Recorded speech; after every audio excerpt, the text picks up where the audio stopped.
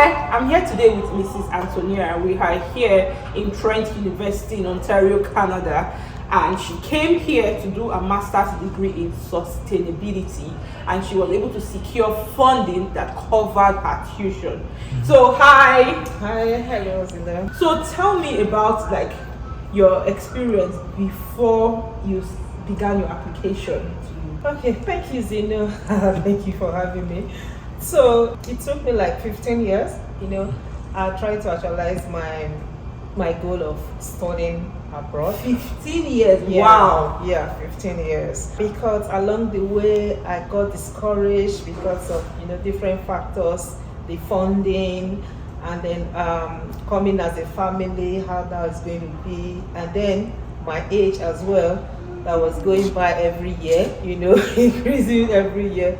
So that held me back each time that I tried to, take a move, and then I'm held back again when I consider all of these factors, And so not until I met success factors, that's when I was able to actually make a significant move, because I was encouraged by Zeno, and the first thing I threw at her was my age. How would that be, my age? And so, if you don't mind, can you share, if you're okay with it, can you share how old you were at the time that we met? Okay. But if you don't want to share, that's fine. No, it's fine. It's fine. So at the time I met Zeno, I was 40. I was 44, going to 45. Yeah, I was. Wow. At the first time. And so, am I right? Or okay, I think so. I can't remember that. Yeah, but somewhere along mid 40s. And then that was my concern. And then she reassured me that, in fact, with my age, the education route was my best bet, for me. And so I believed in her. And then I enrolled for the masterclass program, and it was really an eye-opening, experience for me. Yeah. Before we even go to talk about the masterclass, can you tell us a bit about your educational background, your journey, as well as maybe a bit about your work experience before you met me? Okay.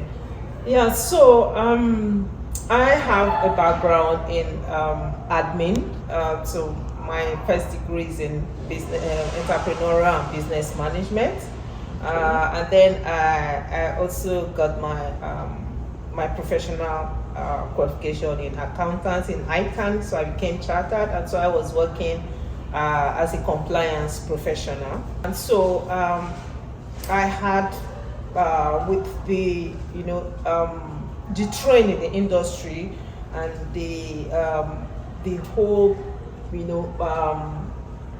corporate world tilted to sustainability. So that's how my interest in sustainability came up. And so when the option of I can actually go out and study, and and looking at all the options I have, the courses I had, I think I just went for that sustainability.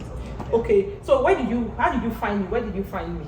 Okay, first of all, actually, it's a friend. Oh, okay. A friend of mine, who actually was my colleague, came to Canada. She got a PRO and came to Canada. And so when I reached out to her, I said, look, I have been trying it. I've been trying the express entry route. This course I'm getting is nowhere. So she said, why don't you try the study route? I said, study route with my age and everything. She said, okay, I have a handle. I have somebody on Instagram that I follow. Maybe you can check her out. So she just sent me the link. Oh, really? Yeah. That was I got in touch with her. She didn't even know I did anything with it. I didn't even get to her until I arrived here. Oh wow! That's when I shocked. So really. Okay, so this brings me to my next question. On the internet, there are lots of scammers on the internet, and the masterclass is a paid program. You've not met me, you have not spoken with me, except that somebody sent you my link. So how did you develop that trust that it's okay, I can invest this money and pay this person that I've not seen, I've not spoken to, I can only see on social media. Like, how was it for you? How was the feeling? How did you feel doing that? Well, I don't know. I just had that level of comfort speaking to you first, because immediately when I reached out to you, you responded to my chat, and then I gave you a bit of my background, and then you said that there was no problem. I just felt comfortable, and then I also went through your Instagram page. Yeah, I saw testimonies. I saw what you were posting. I followed it for a while, and so I had comfort. And when my spirit is leading me, that somehow I just follow.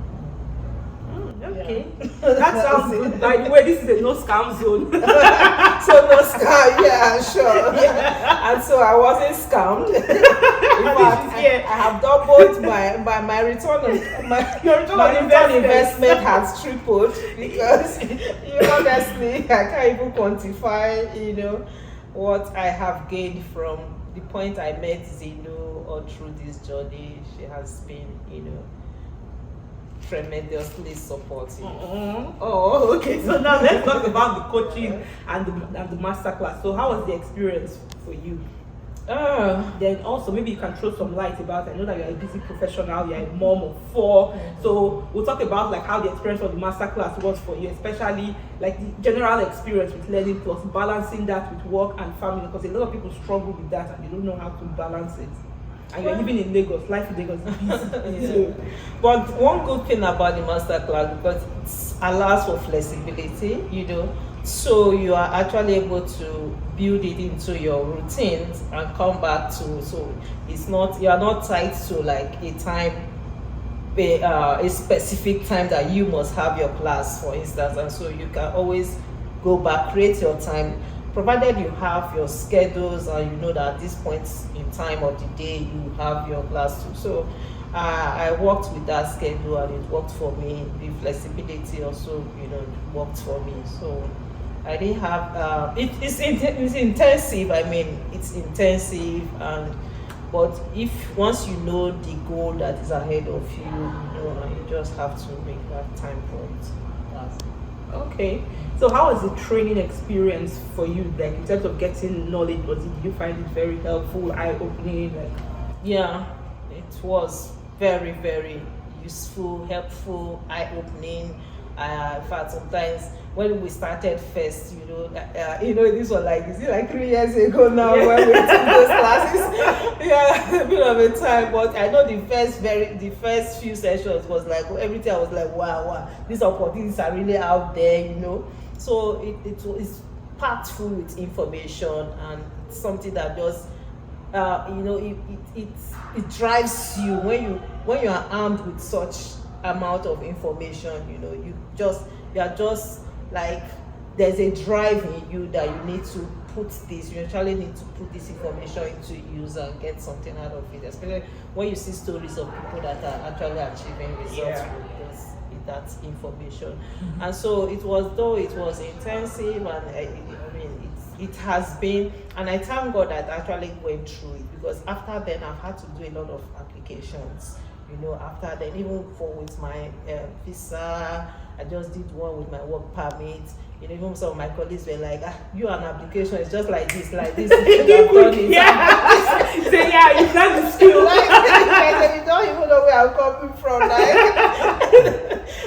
So yeah, skills are transferable. When you have the basic skill for application, you can use that skill to do different types of applications, and you'll be able to get it done. Yeah. So the skill. Okay. Oh wow, this is a very nice chat. So let's talk about your program. You did a master's in sustainability. And what faculty is that master's in sustainability under? Yeah, so it was a good program for me. We had very supportive supervisors and professors that were, compared to my study back in Nigeria and here, you would say that, here it's, if I want to talk a little bit about my experience here, my program here, it was, although it is thorough here, it's thorough, but the thing is that you get a lot of support from supervisors. Yeah. Supervisors are really supportive. You know that there are people that are really out there to see you succeed in what you are doing, which sometimes can be, lacking back home. Yeah. So, because a lot of people think that for non-STEM course, they cannot get funding, like there's no funding. So did you get funding? Yes. And how did you know that this program had funding? Okay. So from the masterclass program, you are taught how to go out, get information yourself. Yeah.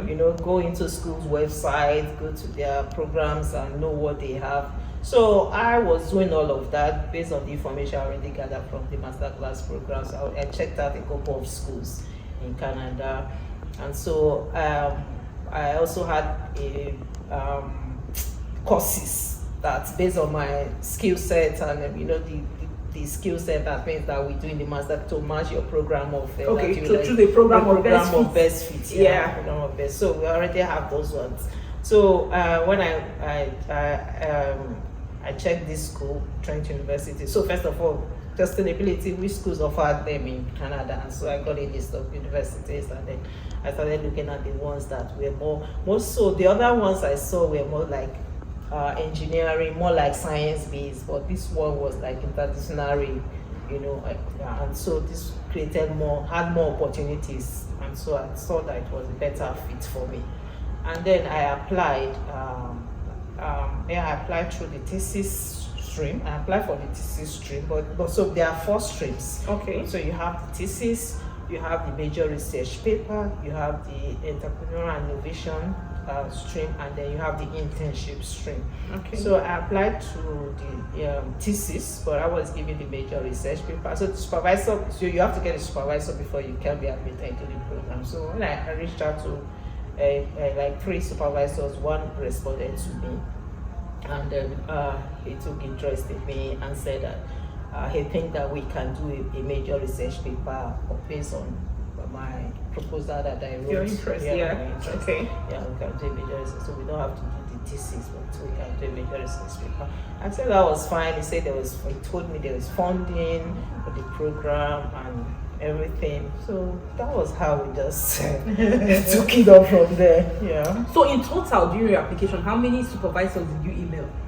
Well, I know that I applied to 3 schools. Okay, you applied to 3 schools? I applied to 3 schools, yeah. So I was denied. I was rejected in the other 2 of the schools. Oh, wow. Yeah. This is the only one that accepted. This is the only one that accepted me. Yeah. Rejection is part of the process, and knowing how to handle rejection. A lot of people don't know how to handle rejection. It just makes them feel like, you know what, I'm going to give up. I'll throw in the towel. I'm not doing it again. Because even I was rejected. So knowing how to handle rejection is what a lot of people don't know how to do, and they need to learn to handle rejection and not, because it's really part of the process. It's not everything you apply to that you will get. It's normal. In life, we can't get everything that we desire in life. So even failure is part of the whole process. Failures of this, you learn from it. And you build resilience. Yeah. So how did you feel the day you got your offer letter that says that you have been offered admission and you saw that you got funding? Like, how was the feeling for you? But I was elated, like because that's just the first thing. Because this was the last one. The first rejection came out, like, oh my god, this year is it going to go like this? And then the second one came again, rejection. And I was like, oh, and this is the last one I applied for. And this one, like the way I even applied for this one, I wasn't, because I've already done applications for the other 2, so this one was a lot easier for me. So I just emailed the supervisors I wanted to email, then just did submitted my application, and then within a few, like maybe 2 weeks or so, the supervisor, a few days, supervisor called me, and then after that we scheduled the meeting, we had our meeting, and then about 2 weeks or 3 weeks, I got my letter. Wow, that must have been really exciting. Yeah. I feel like I was so honestly, I was so happy, like, oh my god, so this is actually going to come true for me. And then coming seeing that it also had some fun there, I was really happy. I said, at least it was worth it. So how did the funding help you? If you had gotten admission without funding, you have been able to still take the admission and come to Canada? Well, I would, because it's something that I had already planned it, but part of the plan was to get funding.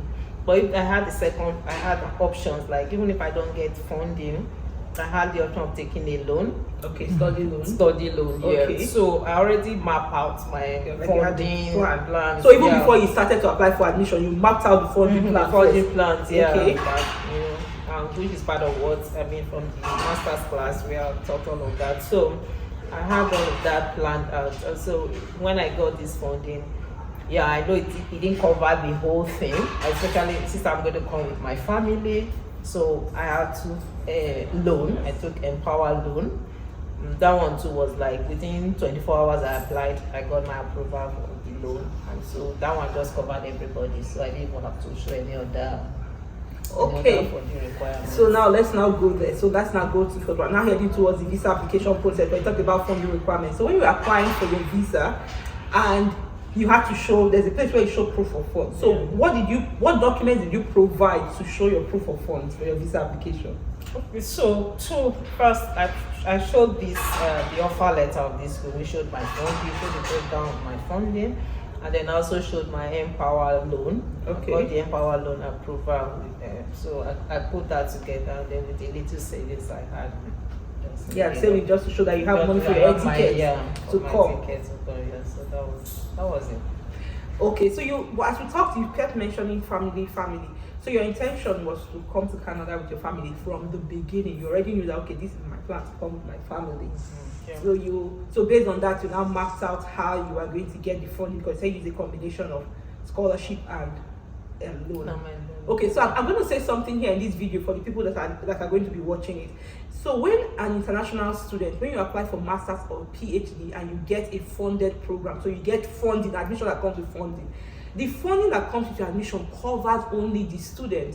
So if you are going to come with your spouse or your children, you need to show additional proof of funds. Now this brings us to the question, if you don't have the additional money, how do you show proof of funds for your spouse and your children? This is where loan comes in, because you heard that say she used a combination of scholarship and loan. So this is where loans comes in. You cannot apply for loans from international organizations that are recognized by the immigration of the different countries. In this case, immigration of Canada recognizes these loan organizations, and they are legit. So the loan organization is going to give you, when they approve you for that loan, they're going to give you a loan offer letter. So this is what she said, where she said that to show her proof of funds, she used the admission letter that shows her funding and the loan offer letter that shows how much she has gotten in loan. The total of all of that money, the scholarship plus the loan, is more than enough for her to show proof of funds for herself and her family, and that is what she used to apply for this visa. So when I say that you can relocate abroad, or you can apply for your visa, you can study abroad without using any money of your own, and you can get your proof of funds to study abroad even if you don't have thousands of dollars in your bank account. This is what I mean, using a combination of scholarship and loans if you need the loans, or just your scholarship as the case may be. Or in some cases, some people that don't secure funding, they use loans. You heard me when I asked her if you had not secured the funding, what would you have done? She said she would have used loans. So some people use loans. So you can use that even if you don't have money in your bank account. Is legal. It is not wuru. It's not something that you are doing behind closed doors, or it's not a secret. It is legal. It is approved. If you go on the IRCC website, the Immigration of Canada website, it is stated there how to show proof of funds, scholarship, loans. These are approved legal ways to show your proof of funds. So this is something that you can use if you're watching this video. Okay, so back to you, Mrs. Antonia. So now, how have things been for you since you came to Canada? You have given us you've said some things about your program, that the professors and your supervisors are really supportive. Even the program is intensive, they are really supportive. But how's life been in Canada generally for you? Well, the first few weeks, I will say that, that culture shock, like just meeting that you are really in a different, zone, different terrain, and the way things are done here is quite different. So that's there. But I would say overall, I've met really good people. I've met kind people, and people have been very helpful to me. So I won't say that it has been bad at all, because I did a lot of research before coming. So I've met people that come, I didn't know it's like that. I said, but why didn't you know? Is it that you didn't find? Because there's nothing that came here that has happened to me here that came as a shock because I did a lot of research on my own. I gathered a lot of information before I got here. So I was armed, and so things happen, and I'm like, okay. So nothing came as a surprise to me. Because of that, I've also been able to manage my expectations and also know how to, integrate into the community. And so I would say my settling in wasn't bad at all, because I already planned, even as I came here, I'm going to get my driving license, get a car, because I was coming with children. I know that with the weather, I'm going to have to get a car. So within the first month, I just made sure I did all of that to settle in. With the Empower loan as well. So the Empower, so you're able to the Empower loan you have, apart from the tuition, you get up to like $5,000 for yourself, which you can use for your own your expenses. So I got that part. So if you have that can help you, settle. So you just apply for that, you can withdraw that and help you meet those initial.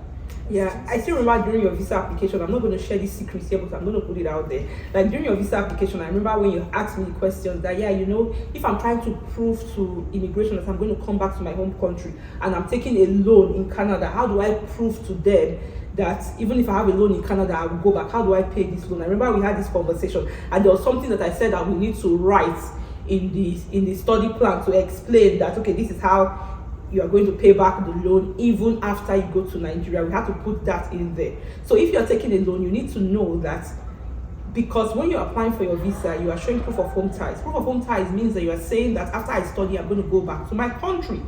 At the point of visa application, it is very important. But if you're not taking a loan in the country that you are going to, and you say you are going back to your home country, how are you going to pay that loan? You need to actually explain that in your study plan or with your visa application when you are doing that. I remember we had to do that in Mrs. Antonia's visa application. I'll not tell you the details, because if I tell you the details, it means that you will not come and sign up for my coaching program. Yeah, so if she paid to get all of this information from me, it is unfair for me to come and give it to you for free. How do you want her to feel? Okay. Yeah, so I just had to say that so that you can put that in mind and not just go and rush and apply for use loan and then they deny you your visa. And you say, but Dr. Zino interviewed someone that said she used loan and she's in Canada. There's strategy to everything. Note that. Okay. Yes, Okay, so we talked about life in Canada, we talked about like family, we talked about, so do you have any words for the people that are listening to this video, people that are watching it, like anything to tell them? Like you have so many. I have so many, honestly. And the first thing I would like to say is that, anybody that have that, I know not everybody wants to travel abroad, but anybody that has it in mind that, okay, something that you want to do, the earlier you do it, the better. Yeah. The earlier, because sometimes I just feel like I would have done this like long ago if I had met success factors, but God has plans and has a timetable for everybody. But the earlier you take the decision and just move forward, get the right information that you need to do, the earlier the better for everyone. So yeah, the advice is just do your due diligence very well. Get your information, the right information from the right source. Don't get, there are so many kinds, all manner of information out there.